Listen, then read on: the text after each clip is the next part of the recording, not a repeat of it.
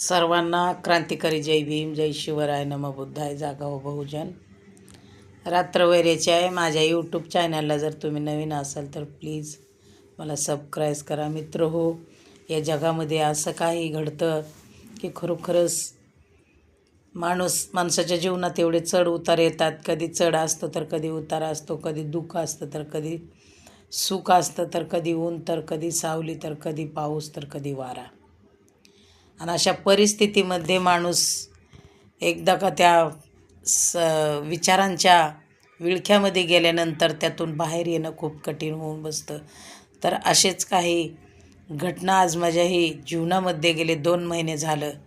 खूप वाईट परिस्थितीमधून माझं तो हसरा कॉमेडीवाज स्वभाव, सतत दुसऱ्यांना हसवणं, सतत इतरांबद्दल विचार करणं, सतत धार्मिक कार्यात सहभाग घेणं आणि सर्व प्रकारच्या कोणत्याही माणसाला माणुसकीने आपुलकीने वागवून घेणं आणि जे काही लोकांमध्ये उत्तेजन आणण्याचा, कोणी निराशा असेल, संकटात असेल तर त्याला त्यातून बाहेर आणण्याचा हा माझा जो स्वभाव आहे तो एकाएकी थोडासा माझ्या जीवनामध्ये तो खचल्या गेला आणि तो आनंद तो आज कुठेतरी हरवल्यासारखा झाला आहे. पण मित्रांनो, तुम्हाला माहिती, मी असं काही कॅन्सर म्हणलं की आजकाल माणसाला मृत्यू दिसतो आणि माणूस सरतापुरता त्यात घाबरून जातो.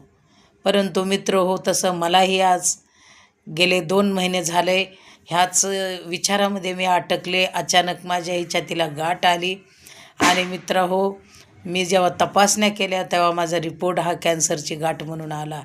परंतु मी विचार केला आणि मला माझ्या घरच्यांचे, कुटुंबांचे फोन येऊ लागले, सगळे मित्रमैत्रिणीचे, नातेवाईकाचे, आणि मी त्यांना एकदम दवाखान्यातून हसून बोलत होते.